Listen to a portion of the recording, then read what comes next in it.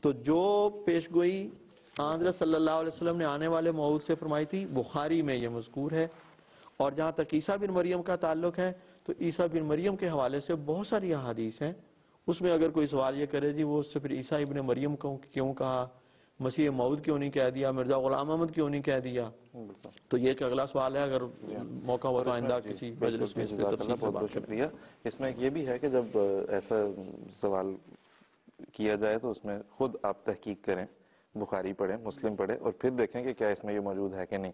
اور جب کوئی شخص خود پڑھے گا تو یہ ہو نہیں سکتا کہ یہ حدیث جو بھی آپ نے بھی یہاں پہ کوٹ کی ہیں, بیان کی ہیں, یہ ان کی نظر سے نہ گزریں.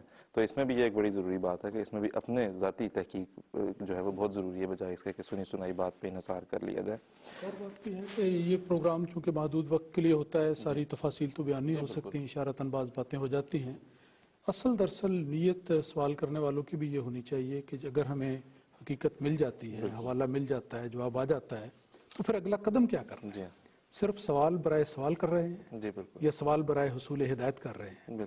اگر حصول ہدایت کی نیت ہو تو پھر میں ان کی خدمت میں عرض کرتا ہوں کہ اسی سیاستہ میں جہاں بخاری اور مسلم کے کچھ حوالے آپ کے سامنے رکھے گئے, وہاں پر ابن ماجہ کی ایک حدیث ہے, اس پر بھی ذرا توجہ ان لوگوں کو کرنی چاہیے, جس میں نبی پاک صلی اللہ علیہ وسلم نے مہدی کے حوالے سے یہ فرمایا, فَإِذَا رَأَيْتُمُوهُ فَبَايِعُوهُ وَلَوْ حَبًّا عَلَى الثَّلْجِ فَإِنَّهُ خَلِيفَةُ اللَّهِ الْمَهْدِي.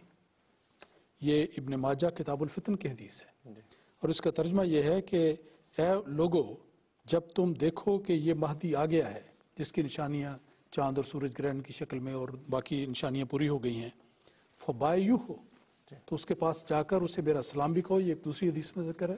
پھر فرمایا کہ اس کی بیعت بھی کرو, اور اگرچہ تمہیں پہاڑوں یعنی برف کے پہاڑوں کے اوپر سے گزر کے جانا پڑے, گھٹنوں کے بل, پھر بھی جاؤ, تکلیفیں اٹھاؤ, لیکن اس امام مہدی کی خدمت میں حاضر ہو, سلام عرض کرو اور پھر بیعت کرو. کیوں کرو؟ اس کی بات بتائیے جس کی وہ تلاش کرتے ہیں کہ آیا آنے والے کے لیے مہدی کا لفظ آیا کہ نہیں آیا. دیکھیں حدیث کے الفاظ ہیں, فَإِنَّهُ خَلِيفَةُ اللَّهِ الْمَهْدِي, وہ اللہ کا خلیفہ ہے اور مہدی ہے جس کو اللہ تعالیٰ نے خود ہدایت دی, اور اس ہدایت کو پانے کے نتیجے میں اس پر مہدی کا لقب پوری طرح منطبق ہوتا ہے. تو یہ اصل بات ہے کہ سوال تو کر لیے, جواب بھی انہوں نے سن لیے, لیکن اگلے پرلے کے لیے بھی اپنے دل کو کھولنا چاہیے. یہی اصل مقصد ہونا چاہیے. اسی تسلسل میں ایک بات اور کروں کہ پھر ان کی خواہش بھی پوری کر دیتے ہیں کہ بخاری کے حوالے سے بھی 2-3 باتیں پہلے ہو چکی ہیں کہ بخاری شریف میں یہ ذکر کیا گیا کہ ابن مریم آئے گا, اور حضرت صلی اللہ علیہ وسلم نے خود بخاری میں ہی کتاب الانبیاء میں نزول عیسی ابن مریم میں یہ روایت ہے کہ یہ واضح کر دیا کہ اذا نزل کیف انتم اذا نزل ابن مریم فیکم و امامکم منکم. یعنی یہ ذہن میں نہ رکھنا کہ وہ پرانا ابن مریم آئے گا. یہ جب میں آنے والے موعود کی بات کر رہا ہوں, پہلے حلیوں کا فرق بھی ذکر ہو گیا, یہ آنے والے موعود کا جب ذکر کر رہا ہوں تو یہ امام تم میں سے آئے گا, اور یہ حدیث بخاری میں موجود ہے.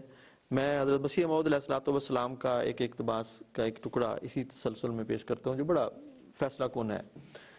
حضور فرماتے ہیں, امام محمد اسماعیل بخاری رحمہ اللہ نے اس بارے میں اشارہ تک بھی نہیں کیا کہ یہ مسیح آنے والا در حقیقت اور سچ مچ وہی پہلا مسیح ہوگا, بلکہ انہوں نے 2 حدیثیں حضرت صلی اللہ علیہ وسلم کی طرف سے ایسی لکھی ہیں جنہوں نے فیصلہ کر دیا ہے کہ مسیح اول اور ہے اور مسیح ثانی اور. کیونکہ ایک حدیث کا مضمون یہ ہے کہ ابن مریم تم میں اترے گا, اور پھر بیان کے طور پر کھول دیا ہے کہ وہ ایک تمہارا امام ہوگا جو تم میں سے ہی ہوگا. حوالہ میں نے پڑھ دیا ہے. بس ان لفظوں پر خوب غور کرنی چاہیے جو حضرت صلی اللہ علیہ وسلم لفظ ابن مریم کی تصریح میں فرماتے ہیں کہ وہ ایک تمہارا امام ہوگا جو تم میں سے ہی ہوگا اور تم میں سے ہی پیدا ہوگا. گویا حضرت صلی اللہ علیہ وسلم نے اس وہم کو دفع کرنے کے لیے جو ابن مریم کے لفظ سے دلوں میں گزر سکتا تھا, ماں بعد کے لفظوں میں بطور تشریح فرما دیا کہ اس کو سچ مچ ابن مریم ہی نہ سمجھ لو, بل ہوا امامکم منکم. اور دوسری حدیث جو اس بات کا فیصلہ کرتی ہے وہ یہ ہے کہ مسیح اول کا حلیہ حضرت صلی اللہ علیہ وسلم نے اور طرح کا فرمایا ہے, اور مسیح ثانی کا حلیہ اور طور کا ذکر کیا ہے جو اس عاجز کے حلیے سے مطابق ہے. تو یہ جو ہے مسئلہ بخاری کے حوالے سے بھی جو ان کی خواہش تھی بڑا واضح ہو جاتا ہے, اور کسی قسم کی شک کی گنجائش اب رہنی نہیں چاہیے. اب یہ ہے کہ جو سوال پوچھنے والے جو صاحب ہیں ان سے گزارش یہ ہے کہ اب آپ جائیں اور بخاری شریف اور مسلم شریف کا دونوں کا مطالعہ کریں. یہ حوالہ جات جو ابھی پیش کیے گئے ہیں ان کو جا کے پڑھیں. اللہ کرے کہ اس سے آپ کو درست راستہ کی جو ہے وہ تشخیص آپ کے لیے اور اس کا پہچاننا ممکن ہو. ابھی جس طرح ہم نے دیکھا ہے کہ جماعت احمدیہ کی کوئی تعلیم ایسی نہیں ہے جو اسلام کی تعلیمات سے ہٹ کر ہو. وہ دراصل اسلام کی تعلیمات ہیں, حقیقی تعلیمات ہیں جن کے اوپر جماعت احمدیہ کی تعلیمات کی عمارت کھڑی ہے. رسول اللہ صلی اللہ علیہ وسلم کی حدیث ہیں, قرآن مجید کی تعلیمات ہیں. ہم یہ بتانا آپ کو چاہ رہے ہیں کہ ان تعلیمات کو غلط رنگ میں پیش کر کے, افتراء کا, جھوٹ کا سہارا لے کے, غلط پروپیگنڈا کر کے یہ ملا حضرات آپ جو پہنچاتے ہیں آپ تک, عوام تک, اس کو خدا را اس طرح سے نہ لیں. تحقیق کریں. یہ دیکھیں ابھی باتیں آپ کے سامنے یہ بیان کی گئی ہیں جو واضح طور پہ اس چیز کا ثبوت ہے کہ رسول اللہ صلی اللہ علیہ وسلم کی تعلیمات ہی کے اوپر جو ہے وہ جماعت احمدیہ کی تعلیمات کی عمارت کھڑی ہے. اب اس میں یہاں پہ مشہور اقبال صاحب آپ سے میں یہ پوچھنا چاہوں گا کہ ہم یہ دیکھتے ہیں کہ احمدی تو کچھ بھی کہتے ہیں تو کہا جاتا ہے کہ یہ گستاخی رسول ہو گئی, نعوذ باللہ. حالانکہ ابھی جو کچھ آپ کے سامنے پڑھا گیا ہے, ناظرین کے سامنے, جو آپ جائیں انٹرنیٹ پہ بھی دیکھیں, اسلام کی تعلیمات کو دیکھیں, رسول آپ کو حضرت مسیح موعود علیہ السلام سے بڑھ کے رسول اللہ صلی اللہ علیہ وسلم کا کوئی عاشق نظر نہیں آئے گا. تو ہم تو جو بھی بات کہیں وہ کہتے ہیں گستاخی ہو گئی. آپ مجھے یہ بتائیں کہ پاکستان کے قانون میں کیا کوئی ایسا قانون, کوئی ایسا اصول, کوئی ایسی شک موجود ہے جو دوسرے پیشوایان مذاہب, کسی اور مسلک, کسی اور فرقے کے بانی کی گستاخی اگر کی جائے تو اس سے متعلق کوئی رہنما اصول دیتی ہو؟ جی شکریہ آصف صاحب. سب سے پہلے جو سیدھا قانون ہے وہ پاکستان پینل کوڈ تعزیرات پاکستان کے دفعہ 295A میں پایا جاتا ہے.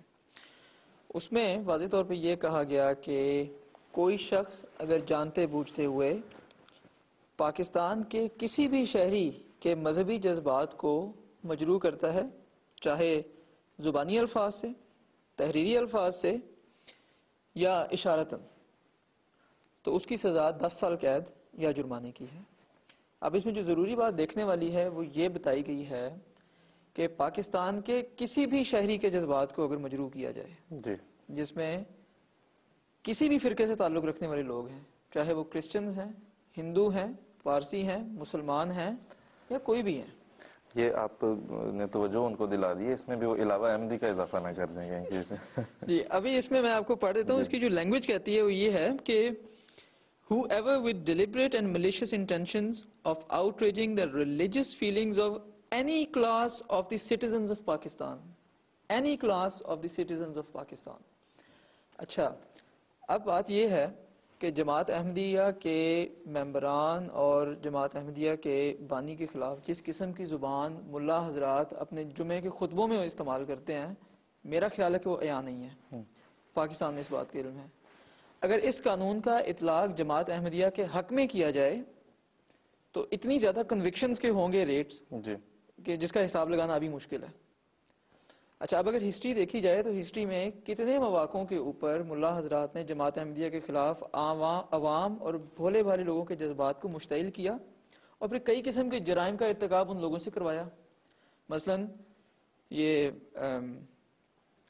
قتل کے فتوے صادر کرے, واجب القتل کا لفظ بار بار استعمال کیا, کتنے احمدیوں کی شہادتیں کروائیں, مسجدوں کو شہید کروایا, کلموں کو مٹایا گیا, قرآن پاک کے نسخے جو کہ جماعت احمدیہ کے ممبروں کی تحویل میں تھے ان کو آگ لگائی گئی, سری بے حرمتی کی گئی.